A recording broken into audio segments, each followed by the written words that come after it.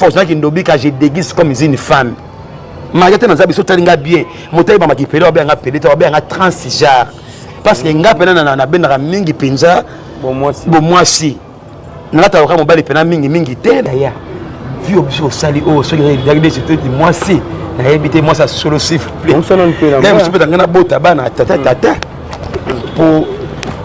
modèle bondumbo ngana sali pour malheureusement ka mobali kinduma mobali moyo ande mono a moi c'était nga pena na ningi site ya. Beau thérapie, malheureusement, il m'a lobby yango. Pour pédo, on a sali, mais on a bien à bango. N'a pas de nom, mais on a sunga ya. Ngai sirène, on a zani alinga lovité ya. La reine a alinga lovité pour attendre rater, n'a pas attendre rater.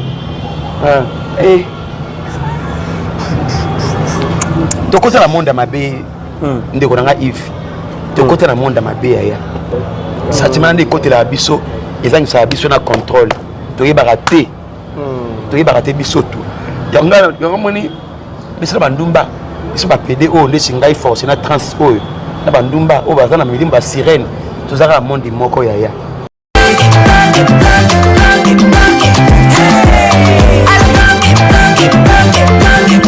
Oyoki elengi ya Congo tapelema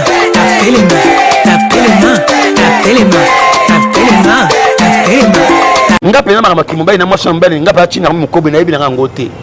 ndenge baleki na to mbali mibale bango to baboti bana ya basi baboti bana mais nga pena satima mwasi mbali bona yebi ngote pa na bana sima nzambe kana na bana nzambe nzwa big sangai na ba faux pasteur te nga pena na bi satima mwasi mbali te ka satima oyo mon bala zwingai tantôt na Nice tantôt na Munoko ndi ba plaisir nga na yebi ke ko salene ko neti ndoto mwasi na mobali boye pena wandi na salite na salika mamuka ya mibai na mibai ndenga na yebi atambala moko na sema nzambe na tamba njela presse na tamba na lemo na mata pe ba avion na ngola nzambe na okita na okosa te ya na suis moi stepene pe satima pe wana na oka ngote apenya mbe na tonge te ma boye nga penza ya na yebi mbula penya ngo elamuka te ngai sina teka manga de la fana na mokili sina teka maki na ko pele na zada mutu na teka ma opana na mbedi fana bi ba misuzo mona bango na mokili ba si ba teka ma ba somba mandeti ngai kana ngai les choses sous pasteur te parce que ngamo sina yebi mais na force ki bo moto na kokate et comme ka nzambe oya mona na te mete maza tout puissant wa fara bomo ya sera pona biso bata mabe akangola ngai oteka ma cela veut dire lobi ngai pateka ngai na famille na ngai moko ne ko bango ne ka ngamo na bitaba ba koko na ngai o aboti tata na ngai asi batekaki ngai na bamonda makambo na bango batekanga na makambo nga na osibiri homosexualité oyo siko bafu ba pasteur wana oriba ko kangola nga me bango ndi babane ko neti ko bakisanga ndi ba esprit po bane ko byanga mozindo te penga bona ko pone soke na za palo ya kotekama na nzela ba koko na ngai ndi batekanga na makambo nga na osibiri homosexualité yo moko nzamba mawa na sosoli menana makasi te salanga ngolu ko te pana yo ba posa wana oyo benda ngana makambo wana etika ngai parce que age ezokende mwana te soki to na kufi parce que nazo yeba soki na kufi excuse pour na molima homosexualité o nazana ngo oyo na okende api ponga pene kanga loka sonzo e kanga pa loka sonzo atana bina tika ba posa na nile mo yela ngai ile mo na kopana raté pona kipa ba pasteur wana bango pe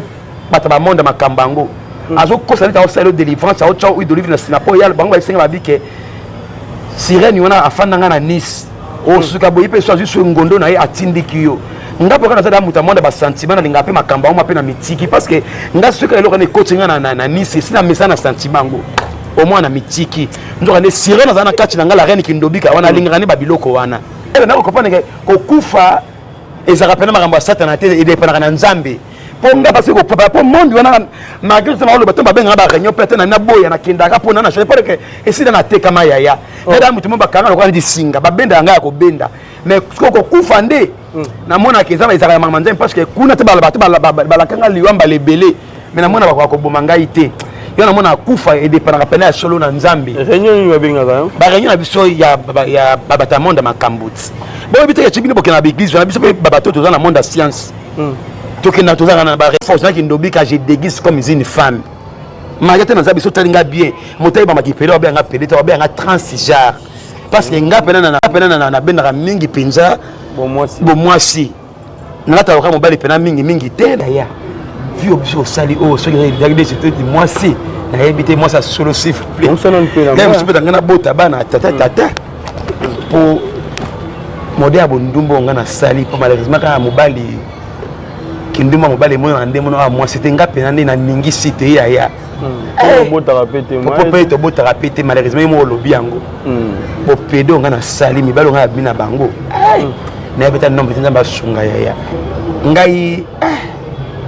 sirene nazani alinga alovite ya la reine nga linga alovite po atonda raté nga pe na tonda raté tokota la monde mabe ndeko nanga Yves tokota na monde mabe ya sentiment de côté la biso ezangi sa biso na contrôle toyi baraté biso tout yango moni biso bandumba biso ba PD o ndesi ngai force na trans oyo na bandumba o bazana milimba ba sirène tozaka monde moko ya atana okufa na mena kufa na kipede te molimo na ngeza ata sauver parce que na zuida malade atako nguncha maboye esquisse et simba esusu te quand on peut m'arrêter na osala mais tellement nzoto pe sebeli donc osala poza na mwa kwanga te okangisaka mbongo atana okufa na zo na bana de kamona fata kati na Yesu pour na mokeza na santé monde na okendela ya ozumaka moto ata soki on appelle libre kozanga ta lobi ata mko nini pour na sala muzuma da na sala mutesina na kufi pour ba mari ba pe big sakate matoyi na yo eza toujours na ba cicatrice edani blo matoyi ba bufi logo bande ko chai ba matoyi za ba to mususu mona te mususu mona jio na butu ba segona na bande ko se déguiser wana ti pa na tika déguisation pe boy po na beta mi pe na kipeda ngo mingi ah bon par rapport ko ya ko normal na o ya ko se déguiser ils ont risqué pour moto musu alingaka pena ba makambo ya ba homosexualité ça tala kaka ba ko beta ba menace na boy no moyendi to na pena katana bakata oli katani na beta mi pe mingi na makambo to na pena katana bakata oli to da ba menace wa tango bendo pena boy di to pena katani na beta mi pe mingi na makambo penza na jiba ku mingi matoi pende katana surtout otani tikala wana wana ba beto bongo kasi mutu so journaliste na idée ya kasi ti moi si atala boyo ndone ose degizaki po tango na beke trans genre ça trans ba pede o bazaka mingi ukani ti moi si plante ati ba biloko wana na beta mingi na makambo wana yango isaki peke na tika pe ko tsabe mutu na mutai ba ndenge ozali ke kokosa mais ce que ça m'a ndeni beto so histoire on oyokani na mobali bosololi après ntango okei ya zwi yokaningi ezalaka yaza na ideke asamboise karesitake mwasi atia mosapi bakangi peni selo ya mona étrange ale menace ekomi abeninga bi oza nde yo to abanga ndoki te abi oyo nde limati batimi yo akobebisa makambo na ngai frappe epai na ndenge solo bapenza wana osaleleki molimo no ya edinga wana pena kasi abengaki azalaki na bato te kasi ntina tika boye seki nalapaki mpo nakotaka ti hôpital yo mpe kopei na mpe boye me naota kaka mosusu abengi yo boye aza kokaa neti fantôme eza mokofu oza lisese moto abengi no mwa mbongo abie me ye aza kokaa fantôme nga atuni so bilima nde bafandaka kote kuna mpo badouleur wana oyo nazokaka wana soki nasisi likambo yango wana yaya ezoza mpe kaka so mpe na kote mpe nasi nakokufa mpe pour ba douleur ba makolo ba crampe nzoto comme neti moto beli et un peu kobangi sangati c'est que notre faut notre na couple na cuisine peu physique ma casse pe na nemo ma bete ya kasi to lobi ke to kene mais c'est ndi ba patron na o yao memanga na Sodome mosabi o yao memanga na suka bible na apocalypse o pratique ya par la pratique moko ma beba mouvement na nzoto donc kufate ya parce qu'on a un gars qui a âge, on a musuta matenga na nzoto ya pe maona bi na moni nzaba ngabo manga ati puso na kufi na tobe na keli fuli noko telema nanu tang batu ba olele na kombo ya kasi to yo bi batu bazokela nga mawa bien sûr ngai na sana sans abri fo bango famille na nga wana ya salité ya soni wana ezanga sans nga na bokola ka bango fo bango na pe na ngambo ya salité oyo On a la famille moko boye famille moko dans le très pauvre. Et qui na mutu moko boye te ke boko benga quelque part boye noko kingani ya ko sunga liboto boye. On moni famille oyo pauvreté c'est kangi bako kwa singa. Hein? Bota liboso sima bozana mutu te siko bino tu botela miso motema et pas ya mutu wana po make na fani na bango te pa na ngai. Ozomona. Donc tout ça on a nzoto ezo lakisa ezo signifier et le mot na monde tozali. Mais ce qui est au betango sans les par sentiment eza mawa parce que on a subir les lots eza tatouage na ngai on a le kolo la reine kindobika na on a zanango nazo lakisa ke naza moko nazo partenir na monde wana. Na sina kangami nzambe kana mawa kangolanga parce que na makasi langa moko na ko bimate ya. Mais na moni dessin wana tatouage zali ya neti mami wata sirène pe. Wana siko moi je appartenir à kati langa ponde na ba boye. Yo zo nga ba aventure. Mais nga na muto na sina kienda. Po nga na mona kati nanga. Wata na expliquer yo o copain na ngote. Mais siko ayaka ndenge. Au moins to lobi ke na ke ko bonga motema na ke na zongi. Na kuta na pasteur a vérité ya. Oh tu na kuta na bango. Ba charlatan azo benga po bato ba mona na église na po abenga batebele mais en réalité azali na nzambe na soloté tonga na ye la reine kindobika ata pe muta tiration ako tirer bato balanda ye po ba yebe na église mais abiki sinenga ité nazanga na mondi wana yo ko mona ngai d'église minene oyo na tina te ya pe église ngana ko kende il faut nga moko ponga pe na moto na mona makambo fona za convaincu on a été sabi c'est bien mais église na yo ça qui n'a convaincu te ya tout machine ko na se na oya te pour ça na moni malonga za ko ponga mona o mona ya Dave tu on a yo tanga na kipede o limitenga mais nga na nde mona ba pede tout au mona na nini soit disant na mokilité moto na mdazana ninga to kipede ngai sikoyo c'est vraiment vérité na mieba kité que na maki na famille moko boye la famille moko boye basala ba alliance ya magique depuis ce qui peut na pour ça da bambula utunga sona na mokilité koko na ngapa tata na ngai ye pa kuta ki yango héritango ngai pe ba tsenga héritage moko boye ngamo na kupa na kimukolo mais na kwa kolonga te kan nzamba manezo ba sunga ngai nazana kata héritage moko boye ozake mutape singa te mutabebi singa ite tina zo na mokili na zo botama basi ba koti singa na héritage wana o nga na osibir lelo so ba passer omunga na kikuta na bango ba ba partenir ba monde ba science ko nga za na kata makambo wana yo pasteur yo soki ko luka mais nga shiko na mutu sina ona ba ki medi fois na so ba medi fois na sina te kama na sombama na iswe yangalale. Qu'est-ce qui se passe exactement en République démocratique du Congo? Alors, voici l'image du pasteur évêque qui couchait avec la femme du chef de la chorale de son église. Donc là, il est en posture de cheval dans la chambre et sur le lit conjugal sur lequel la femme dort avec son mari. Donc son mari était en déplacement et voilà le pasteur, à chaque fois que ce mari se déplaçait, il profitait de son absence pour venir finalement couiller cette femme comme ça n'a jamais été du tout permis. Donc là, ils sont en train de faire la louange. Donc le pasteur et la femme du chef de la chorale de son église sont en train de louer le Seigneur. Donc l'adoration et la louange sont tellement fortes qu'ils sont même pris par le Saint-Esprit. Donc là, ils sont en transe. Donc en présence de Jésus, devant la présence de Jésus, il y a le Saint-Esprit qui est là. Donc là, ils sont dans la chambre du mari, en l'absence du mari. Donc, pourquoi, je vais vous expliquer pourquoi ils sont en mode cheval. Vous savez, si ils prenaient la posture tue-moi,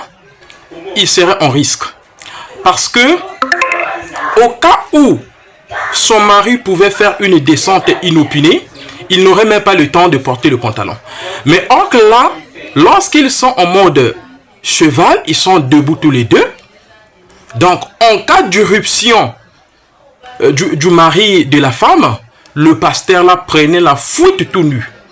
Donc raison pour laquelle donc là ils sont en transe. Vous voyez même comment leur naïswe yangalale. Qu'est-ce qui se passe exactement en République démocratique du Congo? Alors voici l'image du pasteur évêque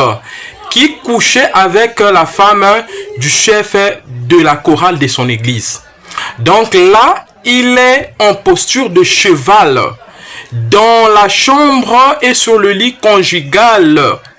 sur lequel la femme dort avec son mari. Donc son mari était en déplacement et voilà le pasteur, à chaque fois que ce mari se déplaçait, il profitait de son absence pour venir finalement couiller cette femme comme ça n'a jamais été du tout permis. Donc là, ils sont en train de faire la louange. Donc le pasteur et la femme du chef de la chorale de son église sont en train de louer le Seigneur. Donc l'adoration et la louange sont tellement fortes qu'ils sont même pris par le Saint-Esprit. Donc là, ils sont en transe. Donc en présence de Jésus, devant la présence de Jésus, il y a le Saint-Esprit qui est là. Donc là, ils sont dans la chambre du mari, en l'absence du mari. Donc, pourquoi, je vais vous expliquer pourquoi ils sont en mode cheval. Vous savez, si ils prenaient la posture tue-moi, ils seraient en risque. Parce que, au cas où son mari pouvait faire une descente inopinée, il n'aurait même pas le temps de porter le pantalon. Mais or que là, lorsqu'ils sont en mode cheval, ils sont debout tous les deux. Donc, en cas d'irruption du mari de la femme, le pasteur là prenait la fuite tout nu. Donc, raison pour laquelle, donc là, ils sont en transe. Vous voyez même comment leur...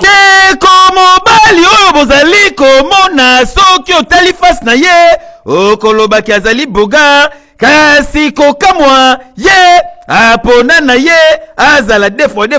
veut dire PD. La police angama bana komina ntsele bauti kocha ye maboko landa lisolo. C'est l'aube information tozwi sur place ndeko mobali oyo bakangi ye po auti kozokisa mwana mwasi ya bato likolo bombanda kokamwa. Ndeko mwasi avandaki kaka boye atala ndeko oyo apede bayela ye lingolupa balobi baye kobundisa ye atuna boye bakomi kolobela ndeko mwasi wana ke ye alingi mobali na bango. Ndeko mwasi ameka ko se défendre boye babimisi dorko bakati ye pota na minito yo aza na hôpital bazali kotonga ye nde la police ezalaki saisie baye bakangi ye baye na la police koka mondeko oyo malgré za na maboko ba policier aswanisi ba policier kokamwa tala titi na ye bino ata caméra pe oyo so fo mwe ngo ba kuna ba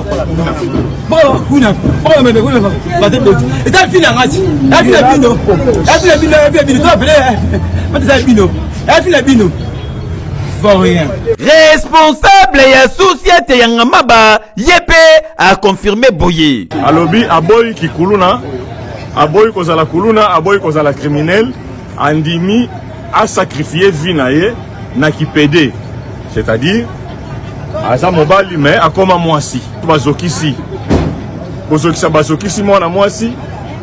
pona nini mobali alinga kaka mwana mwasi wana oleke alinga bango. Pasi komona situation ya boye imagine ndeko oyo ake kobundisa mwasi ya batu po alingi mobali na ye mokili ezokende mabe ekei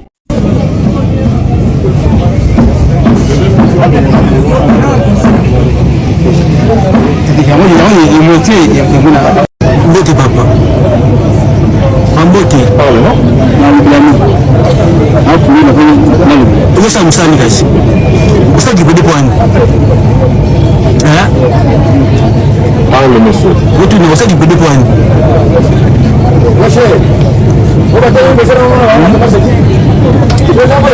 Ugosa kipede kwani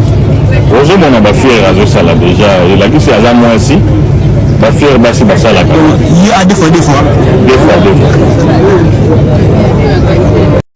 Kinshasa makambo atoza na commune ya Makala bakangi deux jeunes garçons na mwana mwasi moko bayaki bapeti na terrasse bamela masanga moto asalaka na terrasse aservir bango mpe masanga babandi komela toyebi te toyoka kaka mwana mwasi agangi mbala moko kuna na kati ya bato bakota betomesaka na mwa bapusu bakota be bakuti mwana mbala mibali wana mibale bakati mwana mwasi michopoli banda nzambe